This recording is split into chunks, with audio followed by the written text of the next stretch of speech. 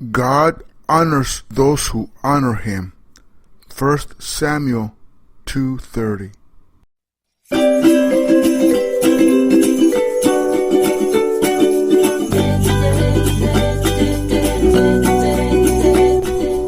You are listening to Second Chance Ministry Radio.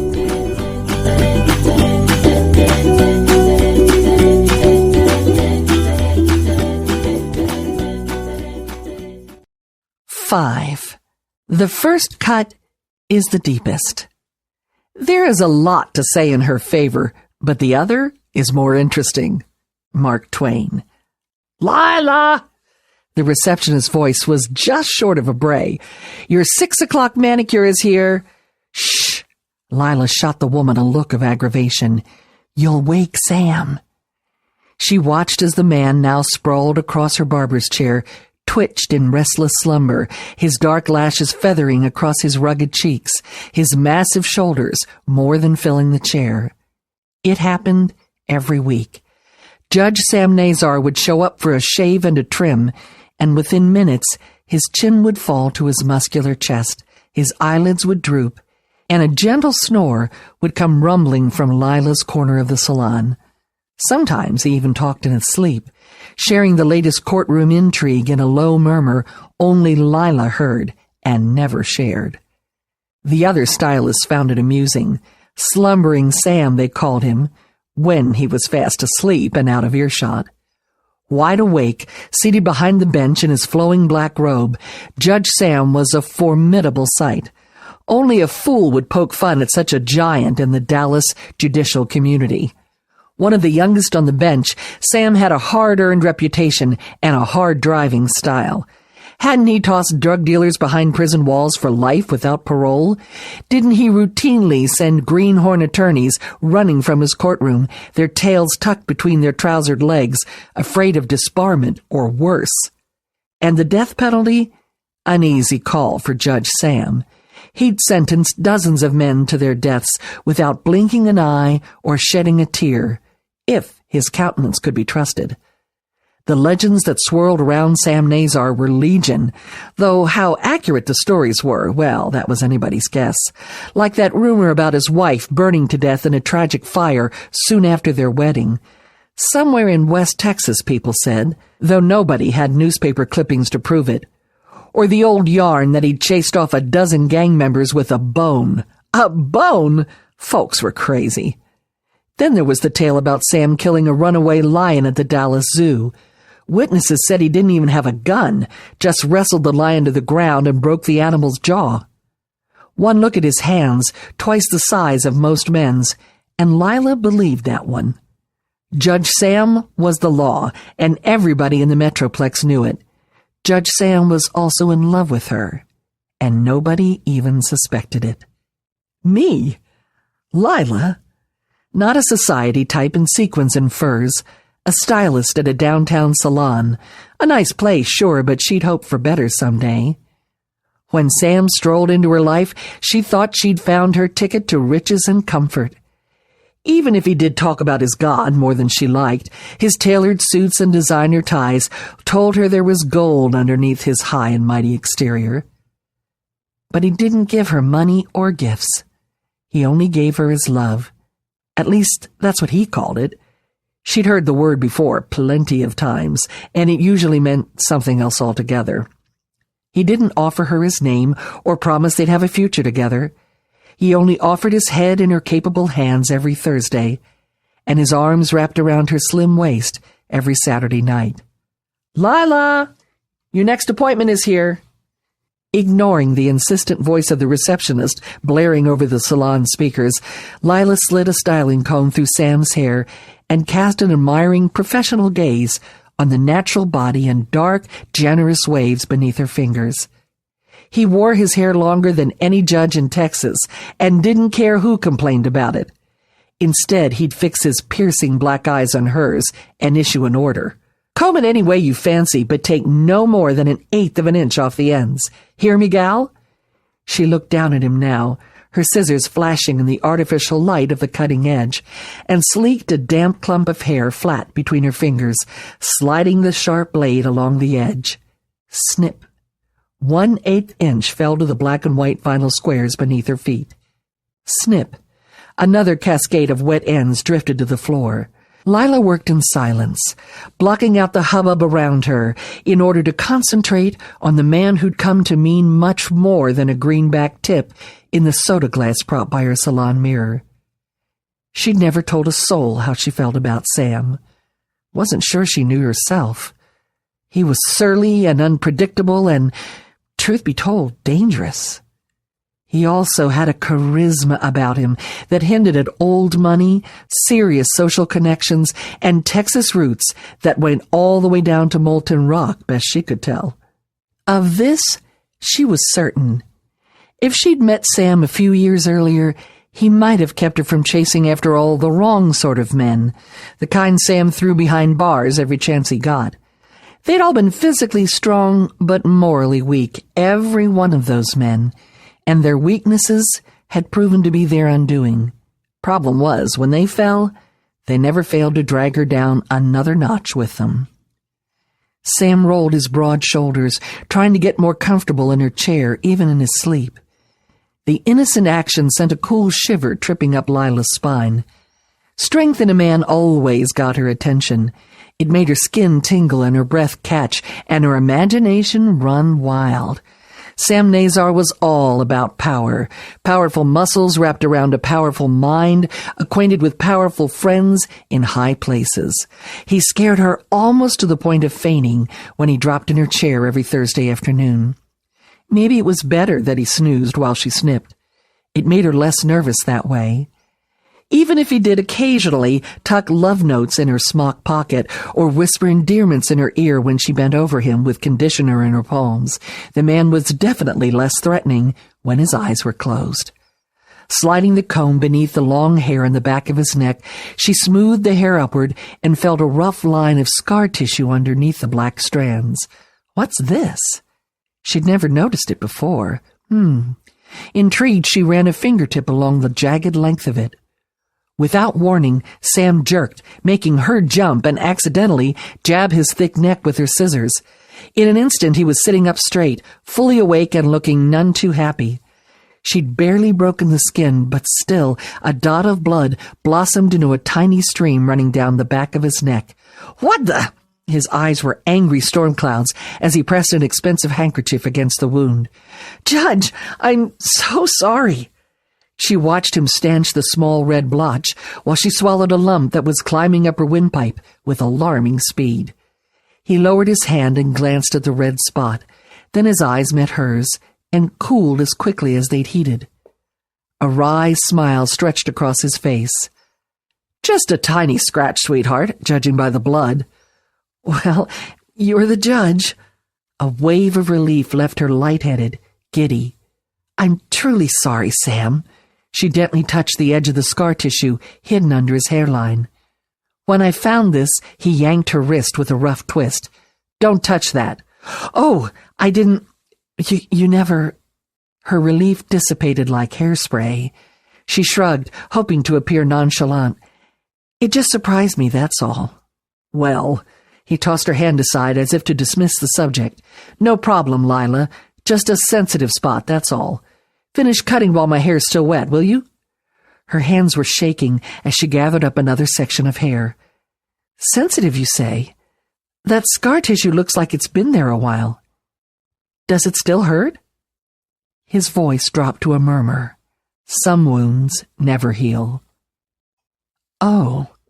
She guided her shears around his collar, pressing her lips shut until her curiosity got the better of her. It's a mean-looking line. Good thing your hair covers every bit of it. How did it happen? He turned to fix her with a steady gaze, giving nothing away with his eyes. 3 guesses, beautiful girl. Her cheeks warmed, exactly as a girl's might, even though she'd seen 36 hot Dallas summers come and go. Gee, Sam, another one of your guessing games? She sighed in mock exasperation. All right, first guess. Did you land on barbed wire on your daddy's ranch? He laughed. Try again. Have a close encounter with a bar stool in some Lone Star honky-tonk? You know better than that. Sam never touched the stuff. She paused, considering. Did you find yourself at the wrong end of a jealous husband's straight-edge razor? The flicker in his ebony eyes was so slight, she decided she must have imagined it. I give up, Sam. What really happened? His grin was a loaded weapon. A big dog bit me. All day Friday, Lila couldn't get the mystery of Sam's scar out of her mind. There wasn't a dog in the world with a bite that wide or that lethal. Sam was hiding something from her, the creep. Didn't he trust her? Who was she going to tell? It wasn't the scar that mattered, not really. The fact that he'd lied to her, that's what pushed her buttons. Late Saturday afternoon, she was finishing up her last client, whipping off the teal vinyl cape with a flourish, when she noticed 3 men filling the archway into her corner of the salon. Big men, well-dressed, with smiles that suggested they wanted something from her. The minute her customer was gone, the men made their move. She watched them, wary. Who were these guys? Vaguely familiar and more than a little scary. She swallowed hard and waited while they circled around her. The stocky man, jangling a set of keys in his hand, spoke first. Lila, isn't it? From Mesquite? She nodded, barely breathing. Was her foolish youth coming back to haunt her? What else did they know about her? The man's voice was a measured growl. It's come to our attention that Judge Sam Nazar sits in this chair every Thursday. Yeah, another one chimed in. Falls asleep like a baby, we hear. His laugh was ugly. Must have some kind of magic in those hands, miss. Lila bristled. How I serve my clients is my business. Not when he's the most influential judge in Texas. The tallest of the 3 stepped closer, automatically sending her body heat spiraling. Power. Her instincts never failed her on that count. His eyes regarded her with a sinister glint. We've also heard he talks in his sleep. How could they possibly know that? One of her co-workers must have spilled the beans. The jerks. She raised her chin defiantly. So, lots of people talk in their sleep. They closed ranks on her, blocking her view of anything except their wide-brimmed Stetson hats and predatory smiles. The tall one leaned over and whispered, We'll get right to the point, Lila. We have reason to believe that Sam Nazar killed a man, maybe more than one. The blood in her veins turned to ice. Sam? A murderer? It wasn't possible. She told them as much. You're wrong, miss. Dead wrong. Once the good voters of Dallas hear about this, Judge Nazar will be done in this town. Off the bench and off our backs for good. It's his one weak spot, that history of his. Did you happen to notice a scar above the back of his neck? Her eyes widened. The puzzle pieces were falling together. Of course. The scar was put there not by a dog's teeth, but by a knife, no doubt wielded by a man who got himself killed in the process. The men exchanged knowing glances. All we need is his sleep-talking confession on this little recorder. A small black box was shoved her direction. That's where you come in, Lila. You and your pretty face should be able to coax a confession out of the judge, right? Ask a few questions, lull him off to sleep. Bingo. The tall one slipped a bulging envelope out of his pocket and opened it briefly, waving the contents under her nose. As you can see, we'll make it worth your while. She didn't have to count it to know it was a huge sum of money. Thousands. Hundreds of thousands, maybe. Enough to build that better life she'd been dreaming about. Enough to start over. Have we made our point, Lila? He shoved the envelope back in his pocket and patted it with a rough-knuckled hand. You're seeing Loverboy on Saturday night as usual, yes? So they knew about that, too. She shrugged, then realized she'd given herself away. Clearly, they knew the score, knew she was interested in their money, too. Sam was a nice guy. No, not nice, strong, masculine. But there was no future there. Not for a girl like her. Sam was a murderer, plain and simple. Who was to say she wouldn't be his next victim? Sure, she'd miss his soul-stirring kisses, but there was enough cash in that envelope to keep her warm for decades of chilly Dallas winters. Besides, all his talk about God got on her nerves, and she was growing weary of changing the subject. The truth was, the opportunity of a lifetime had just marched through the doors of the cutting edge, and she wasn't about to throw it away. An image flashed across her mind and disappeared just as quickly. An image of Sam waking up not in her lap, but in prison, shackled, ridiculed, stripped of his power, the big man cut down to size by her. Sorry, Sam. Lila took a deep breath and shoved her shaking hands into her smock pockets. I'm listening. Tell me what you want me to do. A truly bad girl hair day, Delilah. A woman like Delilah is the last person a devoted mother would choose for her only begotten man-child. But if Samson had fallen in love with a nice girl from home, there would have been no story. And my, was there ever a story. The woman gave birth to a boy and named him Samson. He grew, and the Lord blessed him, and the Spirit of the Lord began to stir him. Judges 13:24 and 25. He would be Samson, a man in no way like the godly Joseph of chapters past, despite Samson's auspicious beginning. A Scottish scholar of the 20th century found Samson more like Rob Roy and Robert Burns than he is like the mighty prophets and leaders of Israel. Rob Roy? Aye, I cannot but hear the skirl of bagpipes when I clap me eyes on his tartan suave thighs. Well, maybe not. Surely such attire would have been an affront to Samson's Nazirite vows, outlined in the 6th chapter of Numbers, which included no fruit of the vine, not even raisins, no contact with dead bodies, and definitely no haircuts. For a guy who was supposed to avoid dead bodies, Samson surely created a ton of them. The Scotsman called Samson a frolicsome giant. Giant, yes. Jolly and green, no. Samson's larger-than-life exploits in Judges 14 and 15 depict a rather mean-spirited biblical Paul Bunyan, who wielded his vastly superior strength like an axe on the necks of the Philistines. His enemies had good reason to fear Samson, of whom the banner headline in the Timnah Times might have proclaimed, He-Man tears apart lion with bare hands. A feat, by the way, which he managed to do on the way to his own wedding feast. I am Samson, hear me roar. His stunts were legendary. When his bride, a foreigner, was given away to his best man instead, Samson tied the tails of 300 foxes together in pairs, attached a flaming torch to each set of tails, and sent them running into his enemies' grain fields, destroying everything in their path. Think of the special effects it would take to create that panorama for the silver screen. The Philistines retaliated by burning Samson's wife and father-in-law to death. Not as flashy as the Fox fiasco, but much more personal. Samson eventually took revenge by striking down 1,000 men with the jawbone of a single donkey, a move that was flashy and personal. No question, the entire book of Judges should carry a warning sticker. For mature audiences only. The murder and mayhem quotient, already high at that point in the story, got worse.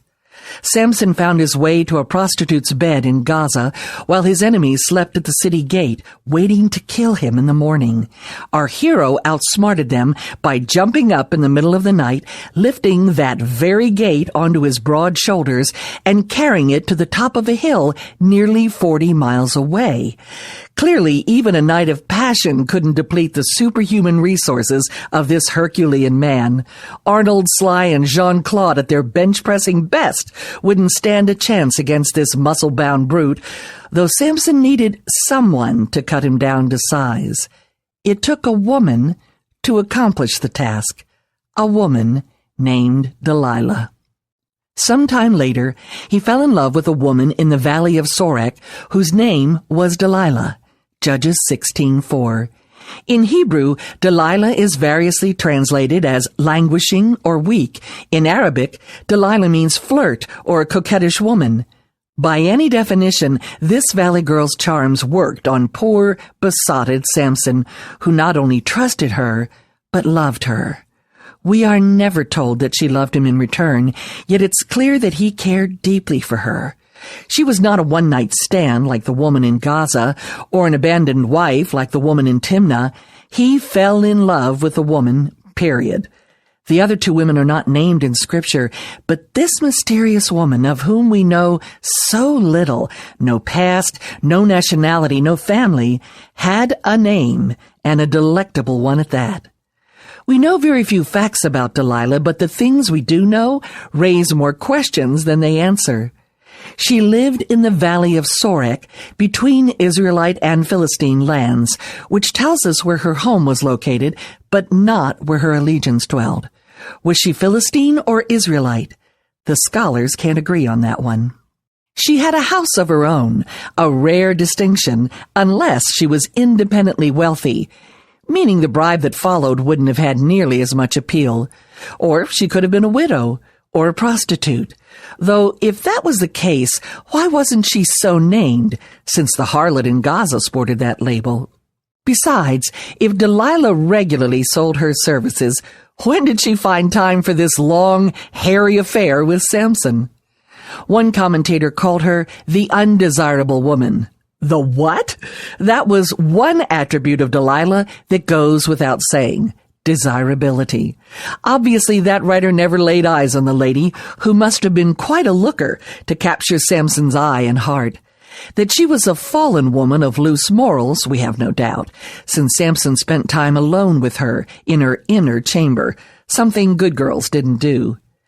Powerful Samson could have had any woman he wanted, and he wanted Delilah, even though we see no evidence that she had a charming personality, great wit, boundless compassion, or gentle affection.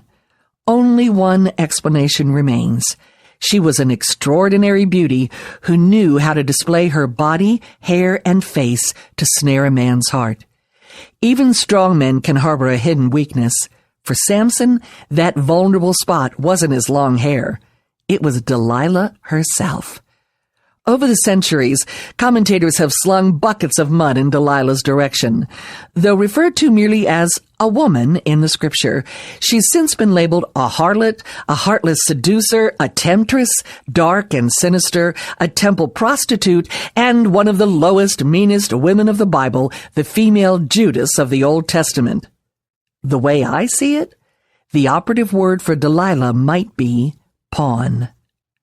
The rulers of the Philistines went to her and said, Judges 16:5. This snippet of the story reveals an important fact. Betraying Samson wasn't Delilah's idea.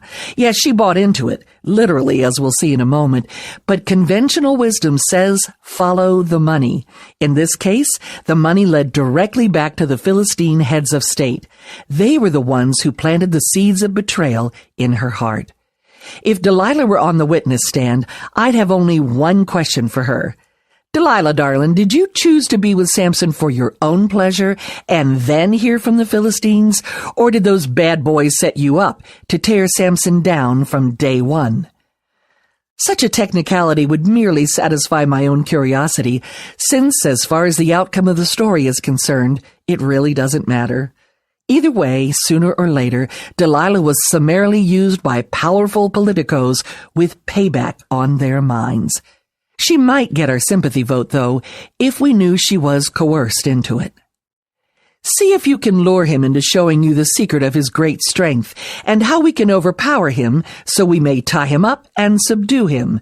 Judges 16:5. The reputation of Delilah as one who could lure a man must have been known far and wide. The Philistine leaders appealed to her vanity and her confidence in handling the opposite sex.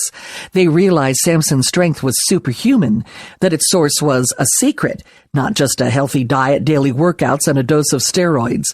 The man's weakness was already obvious. Women. It was his mysterious strength his enemies wanted to subdue. Most translations say, afflict him. It literally means tie, bind, imprison, bring low. Yet during his tryst with the prostitute in Gaza, the Philistines waited at the city gate to kill him. Subdue him? Oh, sure. That's what they told Delilah. In truth, they wanted to bring Samson to his knees, humble him publicly, and then kill him. As with another legendary leader centuries later, William Wallace of Braveheart fame, the powers that be would not be appeased with a dead hero. They wanted a humiliated hero, and they needed Delilah to help them do their dirty work. Notice they went to her directly, not to her father, her brother, her husband, or her son, as would have been customary. Straight to Delilah. Our 21st century ears don't perk up at that, but they should. Women of the time weren't famous for their financial acumen. Something shady was going on, and the fewer people involved, it seemed, the better. Think Watergate, Contragate, Monica-gate. Notice that they didn't appeal to her intellect or her sense of patriotism. No, this is for the good of the country speeches. They didn't entreat her with promises of physical pleasure. No, give us your lover and we'll find a man 10 times his equal. They didn't aim for her tender woman's heart either. No, if he really loved you, he'd marry you, innuendos. They trained their oil lamps on her own weakness, greed, and took careful aim with a loaded coin. Each one of us will give you 1,100 shekels of silver, Judges 16:5. Honey, this is some major money. 34 pounds of silver multiplied by several men. A fortune, considering a Levite might work an entire year for a paltry 10 shekels. A woman could live like a queen for the rest of her natural life on such an astounding sum. Before we condemn Delilah for the actions that followed, we might ask ourselves which we would choose. 1. The company of a violent man with a rocky reputation and shocking track record with women, who was neither a husband nor a father, and who might disappear without a word of regret. Or 2. The comfort of cold, hard silver that would keep a woman well-fed and finely dressed for a lifetime. Not a hard decision, then or now, unless the woman truly loved him. Grab your daisies, sisters, and let's pull off the petals one by one. She loved him not. She loved him not. Not, it seems. Delilah made her choice without hesitation. So Delilah said to Samson, "Tell me the secret of your great strength, and how you can be tied up and subdued." Judges 16:6. Give the woman credit for one thing. She didn't water down her request, didn't appeal to his male ego by asking simply, "What makes you so strong, big boy?" Delilah laid the grisly goal right out there, so you can be subdued. At times like this, I long for an adverb or two. Did she say it coquettishly, or brazenly, or teasingly? With a playful wink? With a kittenish pout? The Lord knows, but we do not. I vote for the playful wink. After all, Delilah knew Samson well. Exceedingly well. He'd played riddles and verbal games his whole life. In fact, it was a riddle that led to his first wife's death. So this bold question from Delilah might have struck him as mere pillow talk from his lady love, nothing more. As one commentator phrased it, nowhere is woman's craft seen in its naked cruelty more clearly. Thinking it a simple game, Samson played along. Samson answered her, "If anyone ties me with 7 fresh thongs that have not been dried, I'll become as weak as any other man." Judges 16:7. It didn't work, of course. The Philistines brought her fresh thongs, not skimpy bathing suits, but narrow leather strips, which she used to tie Samson down, to no avail. But he snapped the thongs as easily as a piece of string snaps when it comes close to a flame. Judges 16:9. Delilah was getting a little hot under the necklace herself, especially since the Philistines were hiding in the room when it happened, waiting to subdue him. Whether a minute later or a day or a week, she brought up the subject again. Then Delilah said to Samson, "You have made a fool of me. You lied to me. Come now, tell me how you can be tied." Judges 16:10. It's strange that Delilah is always the one accused of deception, since she was the straightforward one in this scene, and Samson the one whose answers were false. The difference? Their opposing motives. He told fibs for sport. She spoke truth for silver. They went through this exercise twice more. He insisted that new ropes would hold him, then proceeded to break the ropes as if they were mere threads. He declared that if she wove his 7 braids into the fabric on a loom, he'd be helpless. When he awakened from his sleep, he pulled up the entire loom, braids, fabric, and all. 3 lies, 3 surprises. The third time wasn't the charm. But Delilah, like Mrs. Potiphar, her sister in seduction, was nothing if not persistent. Notice how carefully she did not profess a love for him, but used his love for her like a cruel cattle prod. Then she said to him, "How can you say I love you when you won't confide in me?" Judges 16:15. If you really love me. Stevie Wonder may have had a top 10 hit with that title in 1971, but women have been singing that refrain for thousands of years. How can you say I love you when... Delilah's true nature, if not already obvious, was revealed here. No adverbs are needed to discern the tone in her voice in these lines. It's clear the woman was whining. Try it. Say Delilah's words aloud. See? The only delivery that works is a pronounced nasal whine served with cheese and a nice crusty Philistine bread. The same fare was on the menu for breakfast, lunch, and dinner. With such nagging, she prodded him day after day until he was tired to death. Judges 16:16. Proof once again that the Lord has a sense of humor. Other translations render it annoyed to death and vexed, but I like this version written for children best.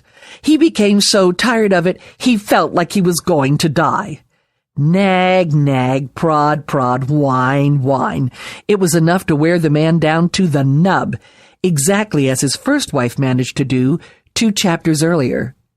Then Samson's wife threw herself on him, sobbing, "You hate me! You don't really love me!" So on the 7th day, he finally told her because she continued to press him.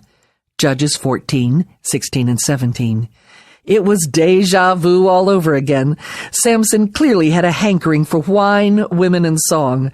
Hundreds of years later, one of the writers of Proverbs might have had Samson in mind when he penned, "A quarrelsome wife is like a constant dripping on a rainy day. Restraining her is like restraining the wind or grasping oil with the hand."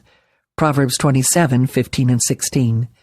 Sam the Sham was ready to throw in the towel. No more parlor games, no more clever riddles. His physical strength was still intact, but his emotional strength had shriveled up and blown away thanks to Delilah's endless nagging. So he told her everything. Judges 16:17. Oh, to be a fly on the tent flap for that pivotal moment in history. Delilah, scented and sultry, waited eagerly to hear the truth at last. Samson, his long black braids flying, his dark eyes snapping, his sandaled feet thundering along the hard-packed earth, ground out his answer. "All right, woman," we can imagine him shouting. "You want to know the secret of my strength? Fine. I'll tell you. Anything to get you off my back." When the truth was spoken, his doom was sealed. "No razor has ever been used on my head," he said, "because I have been a Nazirite, set apart to God since birth. If my head were shaved, my strength would leave me, and I would become as weak as any other man." Judges 16:17. The man was so trusting. Make that dense. Didn't he see where this was leading? Was he so blinded by love or lust that he didn't care? Why didn't someone read him his Miranda rights, since his testimony could and definitely would be used against him? One almost feels sorry for Samson. Almost. When Delilah saw that he had told her everything, Judges 16:18. Wait, how did she know it was everything? A woman's intuition, perhaps? The agonized expression on Samson's face? Or maybe because it made sense. Hair that had never been cut would be exceedingly long and most unusual at any time in history. Think Rapunzel, Lady Godiva. Samson's floor-length tresses would have been the cause of much conjecture. Of course. Cut his hair, and his power is history. Delilah didn't feel sorry for him. She felt rich. She sent word to the rulers of the Philistines, "Come back once more. He has told me everything." So the rulers of the Philistines returned with the silver in their hands. Judges 16:18. The comparison to Judas is hard to avoid. Not 30 pieces of silver for Delilah, though, thousands of shekels. Still, it's not the amount that counts when it comes to sin, treachery, and deceit. Delilah was a bad girl at any price. She put no value at all on Samson's love, life, or loyalty to her. The truth is, the silver didn't represent Samson's price. It was her price. She was the one who was bought and sold. Her pride, her name, her reputation, however soiled they may already have been, were now shamed for eternity. We might not trust a girl named Delilah, but Samson did, resting his head on her lap, the picture of submission. Or stupidity, after a line of questioning like hers. Having put him to sleep on her lap, Judges 16:19. My first thought was a sleeping potion, some nefarious drug of the time that would have rendered him unconscious. But the Hebrew word means she literally lulled him to sleep, no doubt using every wile of womanhood. Her soothing, hypnotic voice whispered words of comfort and ease. Her gentle fingers drew circles on Samson's scalp in an ever-widening pattern until his eyes drooped to half-mast, then closed completely. At our house, this is known as mama magic. I practiced it on our children when they were tiny babies fighting sleep.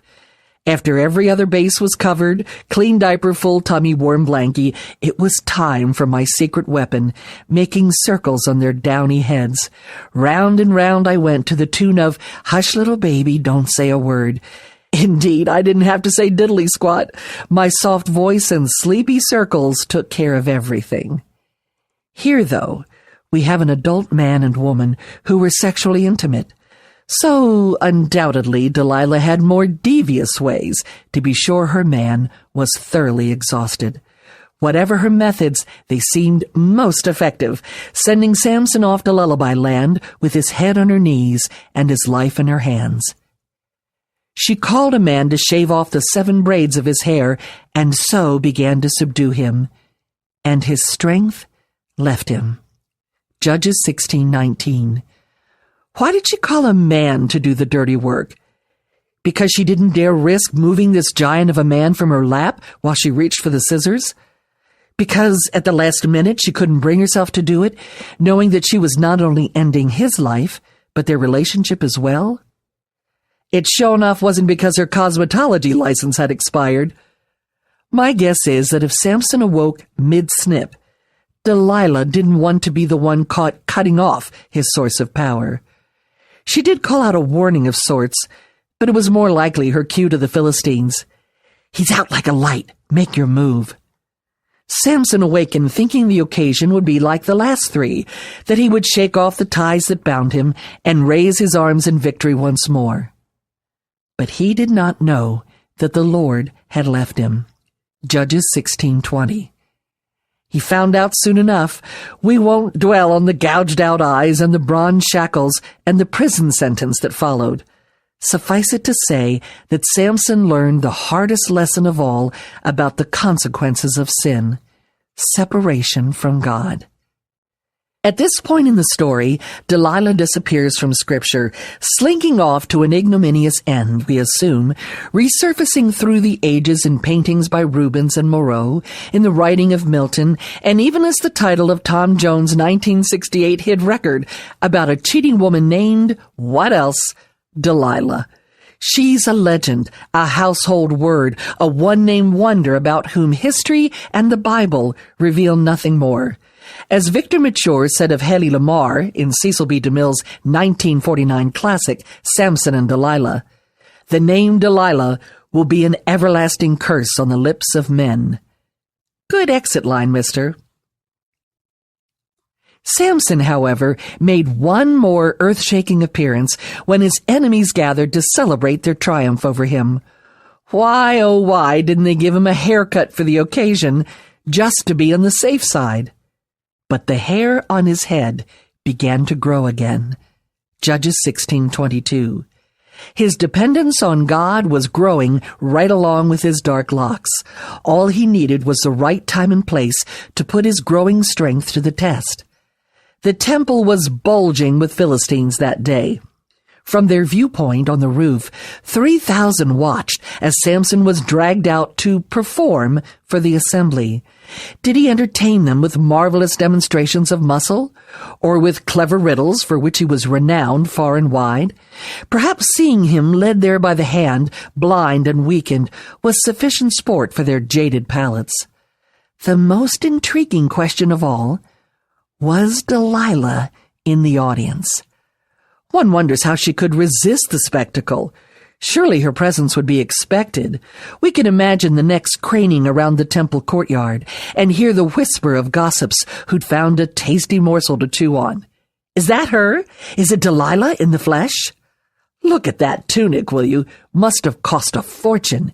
If you ask me, silver is not her color. Would Delilah be hailed a heroine for bringing down the mighty Samson? Or would the Philistines despise her for not standing by her man, but handing him over to the authorities for a heartless reward of silver? If she was on hand for the festivities, Delilah left her riches behind for her survivors, because few, if any, walked away that fateful day.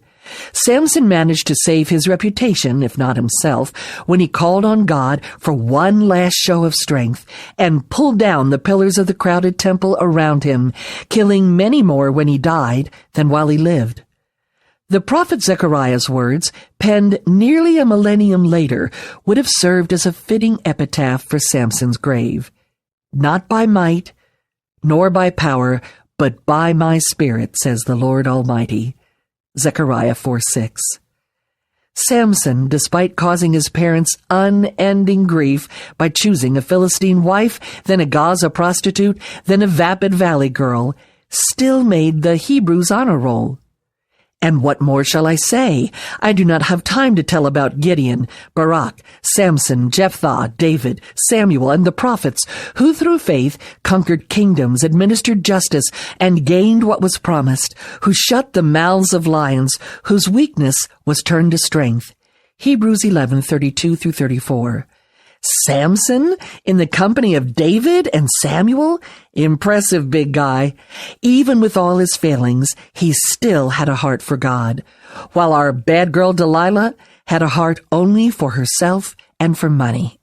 The Lord used her treachery for good nonetheless, bringing Samson to his knees in humility and the Philistines to their death.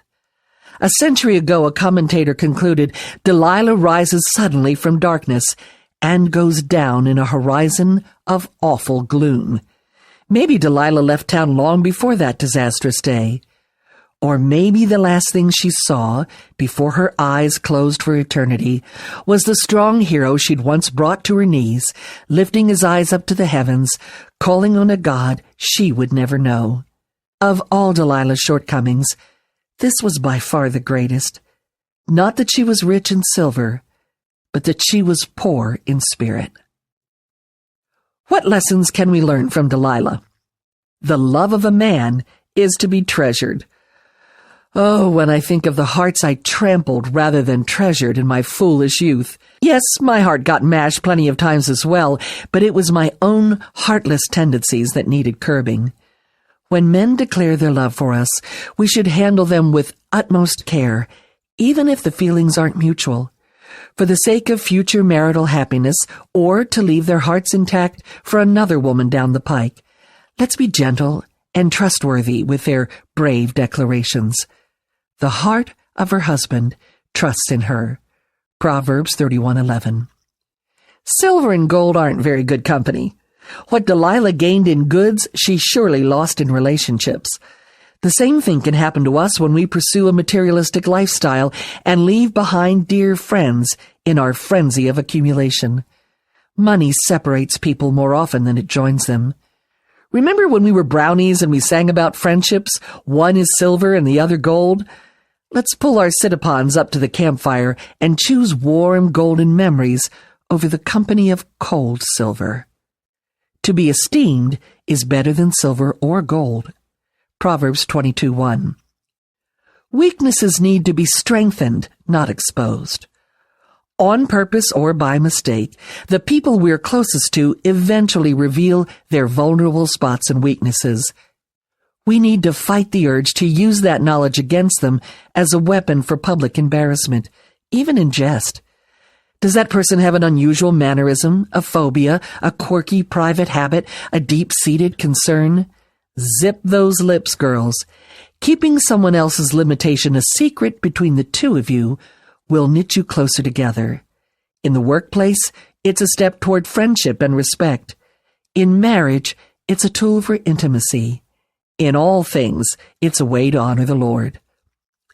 That is why, for Christ's sake, I delight in weaknesses, for when I am weak, then I am strong.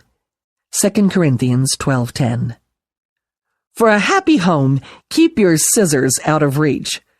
We might not chop off all 7 braids at once, thereby reducing our man's power to nil. But how many among us have snipped at our man's sense of worth and value by undermining him with not-so-gentle jabs at his masculinity? If only you could provide more for our family. Well, my father could fix anything. Is that the best you can do? Ouch! Stabbed my own self with the scissors. The world cuts our men down enough. Even as we enjoy it when they build us up, so should we be ready with emotional bricks and mortar for their edification. The wise woman builds her house, but with her own hands, the foolish one tears hers down. Proverbs 14:1.